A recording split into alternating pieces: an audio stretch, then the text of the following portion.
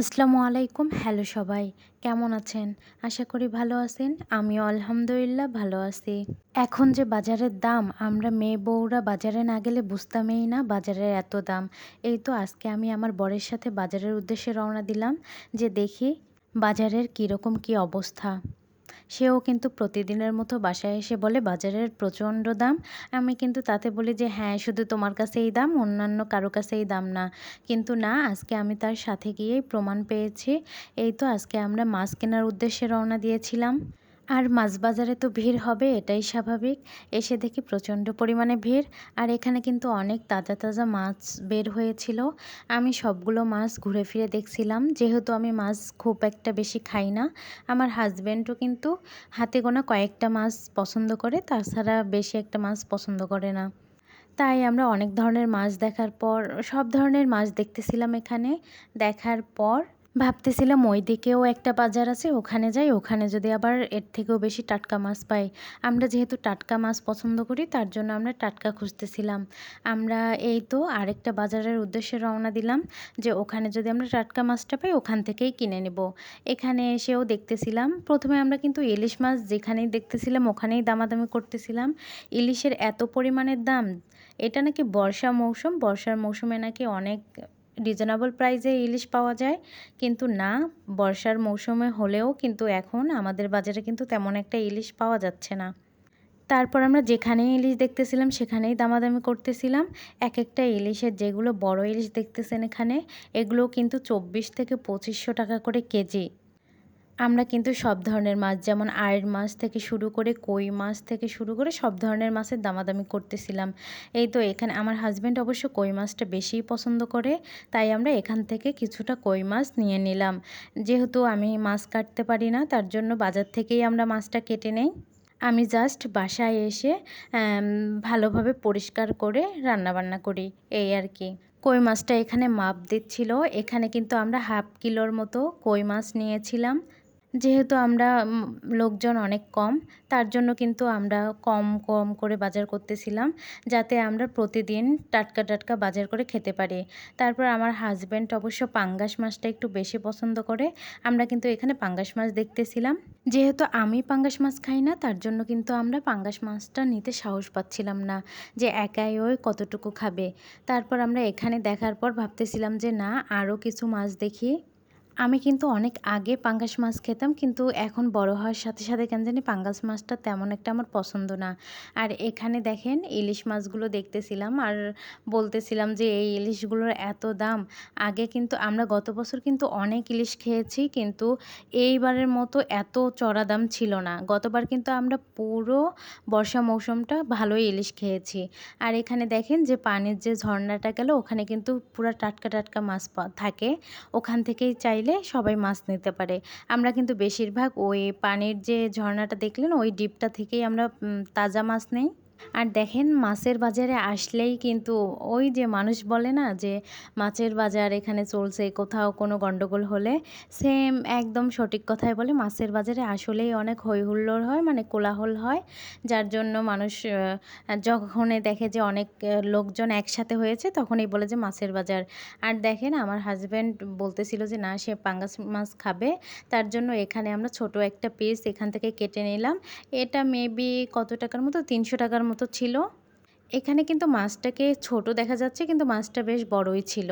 তারপর আমরা কিন্তু ইলিশ মাছের এখানে আসলাম। আসার পর একটা ইলিশ মাছ আমরা উঠাইলাম। দেখি যে এটা ৩০০ থেকে ৩৫০ টাকার মতো আসে। তারপর আমরা চিন্তা করলাম যে না, আমরা একটু ছোট দেখে মাছ নিব। পরে এখানে আরেকটা মাছ, সেটা তাজাই ছিল। এই মাছটা, যে মাছটা প্রথমে উঠাইছিলাম, এটা কিন্তু একটু নরম ছিল। আর যে মাছটা আমরা পরে উঠাইলাম, এই মাছটা কিন্তু একটু শক্ত ছিল, মানে আর কি তাজা ছিল। তার জন্য আমরা পরে আরেকটা মাছ উঠাইলাম। ওই মাছটাই কিন্তু আমরা শেষে নিয়ে নিয়েছি। এখানে কিন্তু এই মাছওয়ালা মামাকেই আমরা বলতেছিলাম যে মামা, এত বাজারে কম ইলিশ মাছ কেন? মামা বলতেছিল যে ওনারাও কিন্তু ঘাট থেকেই নিয়ে আসে, বলতেছিল যে আমরা না পেলে কি করব, মাছ তো প্রচুর উঠতেছে, কিন্তু আমাদের কাছে ওইভাবে সেল করতেছে না। আসলে যারা অনলাইনে বিজনেস করে তারা কিন্তু এই মাছগুলো ঘাট থেকে সরাসরি তাদের কাছে নিয়ে রেখে সেল করতেছে।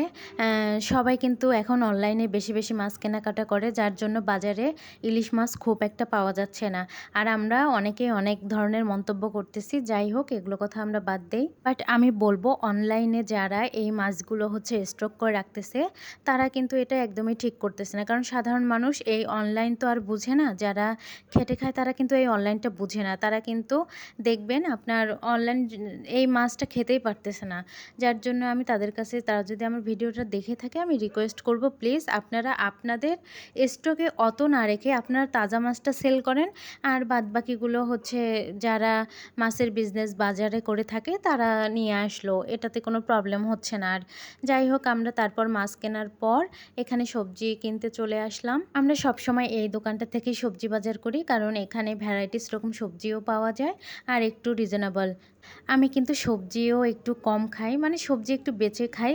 তার জন্য আমার হাজব্যান্ড হচ্ছে বলতেছিল, দেখো তোমার পছন্দ অনুযায়ী তুমি সবজিটা নাও। আর আমি ইদানিং একটু পেঁপে খেতে ভালোবাসি, তার জন্য আমরা এখানে একটা পেঁপে নিলাম আর কিছুটা কাঁচামরিচ নিয়ে নিয়েছিলাম, আর আমরা এখান থেকে বরবটি নিয়ে নিয়েছিলাম। সবজির বাজার এখন একটু স্বস্তির আছে, কিন্তু কিছুদিন আগে এতটাও স্বস্তির ছিল না। সবজির বাজারেও কিন্তু অনেক গরম ছিল। তারপর আমরা সবজি কিনে বাসার উদ্দেশ্যে রওনা দিলাম। আর এই মুদির দোকানটা থেকে আমরা স্ন্যাক্স আর ডিম কিনে নিয়ে বাসায় যাব। আচ্ছা, আপনারা একটু জানাবেন যে আমার ভিডিওগুলো আপনাদের কাছে কেমন লাগে। হয়তোবা আমি গুছায় কথা বলতে পারি না, তার জন্য হয়তোবা আপনাদের কাছে একটু কেমন লাগবে। যেখানেই খারাপ লাগবে আপনারা বলবেন যে আপু আপনার এই জিনিসটা একটু ইমপ্রুভ করলে ভালো হয়, আমি কিন্তু ইমপ্রুভ করব। তারপর দেখেন আমরা কিন্তু বাসায় চলে এসেছি। আমি এখন ওই যে মাছ নিয়ে আসলাম, মাছগুলোকে পরিষ্কার করে ফ্রিজে কিছুটা রেখে দিব। আর ইলিশ মাছটা যে নিয়ে আসলাম আমি ভাবলাম যে আজকেই টাটকা টাটকা রান্না করে নেই, তার জন্য আমি এই ভিডিওটাও আপনাদের সাথে শেয়ার করলাম। আমি কিন্তু রান্না তেমন একটা পারি না, হ্যাঁ। সো আমার রান্না যদি ভালো না হয় বা আমার রান্না রুচিসম্মত না হলেও কেউ কোনো মন্তব্য করবেন না, কারণ আমি রান্না তেমন একটা পারি না, আমি এক্সপার্ট না। এই তো এখানে একটা কড়াইয়ের মধ্যে তেল দিয়ে গরম করে নিচ্ছিলাম। যেহেতু আমি ইলিশের একদম পাতলা ঝোল করব, বেশি মশলা নাকি দেওয়া যায় না ইলিশ মাছে। আমি আম্মুদের কাছ থেকে শুনেছি যে ইলিশ মাছে যদি বেশি মশলা দেওয়া হয় তাহলে নাকি ইলিশ মাছের আসল স্বাদটা পাওয়া যায় না। তাই আমি অল্প মশলায় আজকে ইলিশ মাছটা রান্না করব। এখানে আমি তেলটা গরম হওয়ার পর কিছুটা পেঁয়াজ দিয়ে পেঁয়াজটা ভালোভাবে ভেজে নেব। আপনারা কারা কারা এভাবে ইলিশ মাছ রান্না করতে পছন্দ করেন অবশ্যই জানাবেন। আমি জানি অনেকেই অনেক ধরনের ইলিশের পদ করে, যেমন সরষে ইলিশ থেকে শুরু করে অনেক ধরনের ইলিশ ভাপা থেকে শুরু করে সবাই অনেক কিছুই পদ করতে পারে, কিন্তু আমি এগুলো পারি না। যার জন্য সিম্পল আমার মনে যা আসছে আমি তাই দিয়ে কিন্তু রান্না করছি। সো কেউ কোনো কিছু মন্তব্য করবেন না, আর ভালো একটা কমেন্ট করেই জানাবেন যে রান্নাটা কেমন হয়েছে, তাহলে আমি একটু কিন্তু অনুপ্রাণিত হব আর কি। এখানে দেখেন পেঁয়াজটা কিন্তু একটু লাল লাল হয়ে আসছে। লাল লাল হওয়ার পর আমি এখানে অল্প পরিমাণে পানি দিয়ে দিলাম, কারণ পেঁয়াজটাও যেন পুড়ে না যায়। আর আমি এখানে তো মশলা ইউজ করব এখন, যে মশলাটাও যেন পুড়ে না যায় তার জন্য আমি পানি ইউজ করেছি। এখানে আমি এবার একে একে লবণ, হলুদ, সামান্য পরিমাণে লাল মরিচের গুঁড়া আর সামান্য পরিমাণে জিরার গুঁড়ো দিয়ে ভালোভাবে মশলাটাকে নেড়েচেড়ে নেব। আপনারা কি কেউ কখনো এভাবে ইলিশ মাছ রান্না করেছেন? আমি জানি যে সবাই অনেকেই অনেকভাবে করে, কেউ সবজি দিয়েও কিন্তু রান্না করে, আমি খেয়েছি, অনেক টেস্টি লাগে। যাই হোক আমি কিন্তু এভাবেই রান্না করতেছি, কেউ খারাপভাবে নেবেন না। একবার হলেও রান্না করে খেয়ে দেখবেন, আমার কাছে তো ভালোই লেগেছে। আমি এখানে মশলাগুলো নাড়াচাড়া করে ঢেকে দিলাম। ঢেকে দেওয়ার পর 5 মিনিট আমি এখানে রান্না করে নেব মশলাগুলো যাতে সিদ্ধ হয়। এই তো খানিকক্ষণ পর আমি ঢাকাটা খুলে দেখলাম যে মশলা থেকে তেল ছেড়ে দিয়েছে। তারপর আমি মশলাটা একটু ভালোভাবে কষিয়ে নিচ্ছিলাম, যাতে একবারে আমি এখানে পানি ইউজ করতে পারি। আর মশলা কষানোর সময় আমি কিন্তু কিছুটা কাঁচামরিচ কেটে রেখেছিলাম, সেটাও এখানে দিয়ে দিলাম। আমি জানি না কিন্তু কিভাবে রান্না করতে হয়, তারপরেও বারবার বলতেছি আমি এভাবে রান্না করতেছি, কেউ কোনো মন্তব্য করবেন না প্লিজ। আমি অনেকটা সময় ধরে মশলাগুলো কষিয়ে নিলাম, তারপর এখানে একে একে দিয়ে দিব মাছগুলো। আর হ্যাঁ, মাছটার ভিতরে কিন্তু ডিমও ছিল, যেটা আমার কাছে অনেক ভালো লাগতেছিল। আমি কিন্তু কখনো এভাবে মাছের ভিতরে ডিম রাখিনি, কিন্তু অনেকের রান্নায় দেখি যে সবাই মাছের পেটে ডিমটা রেখেই রান্না করে, তার জন্য আমিও আজকে এভাবেই ট্রাই করলাম। এখানে মাছগুলোকে সবগুলো দিয়ে হালকাভাবে নেড়েচেড়ে দিচ্ছিলাম। খানিকটা সময় কষিয়ে নেওয়ার পর কিন্তু আমি মাছগুলোর ভিতরে দিয়ে দিব পরিমাণ মতো পানি। যেহেতু আমি একবারেই পানি ইউজ করব, এখানে আর কোনো ধরনের কোনো পানি ইউজ করব না। তার জন্য কিন্তু আমি এখানে বেশ কিছুটাই পানি ইউজ করেছি। আপনারা চাইলে কিন্তু এখানে অল্প কিছুটা পানি দিয়ে আরেকবার কষিয়ে নিয়ে পানি ইউজ করতে পারেন। কিন্তু আমি কিন্তু একবারেই দিয়ে দিয়েছি। যেহেতু আমি এটা ধীরে ধীরে হালকা আঁচে কুক করব, তার জন্য কিন্তু দেখেন আমি এখানে অনেকটা পরিমাণে পানি দিয়ে দিয়েছি। এর ভিতরেই পানিটা মাছটা সিদ্ধও হয়ে যাবে, প্লাস হচ্ছে আমার কিছুটা ঝোল থাকবে। এই তো নাড়াচাড়া করার পর আমি আবারও ঢেকে দিলাম। ৫ মিনিট পর আবার ঢাকা খুলে আবার আমি নেড়েচেড়ে আবার ঢেকে দিচ্ছিলাম, যাতে মাছটা ভিতর থেকে কুক হয়ে আসে। আমার কাছে কিন্তু মাছের কালার ভালোই লাগতেছে, যে একটু লাল লাল ঝাল ঝালের মতো হয়েছে। আপনারা কিন্তু অনেকে অনেকভাবেই রেসিপি করে থাকেন। আমার কাছে কিন্তু মাছ জাতীয় জিনিসগুলো একটু ঝাল ঝাল করে খেতেই ভালো লাগে। এই তো আমি এখানে ১৫ থেকে ২০ মিনিট পর কিন্তু আবার ঢাকাটা খুলে দেখি যে না, আমার মাছটা একদমই কুক হয়ে গিয়েছে, অনেকটা পানিও টেনে নিয়েছে। এরপর আমি এখানে কিছুটা পরিমাণে জিরে গুঁড়ো দিয়ে দিচ্ছিলাম, ভাজা জিরের গুঁড়ো।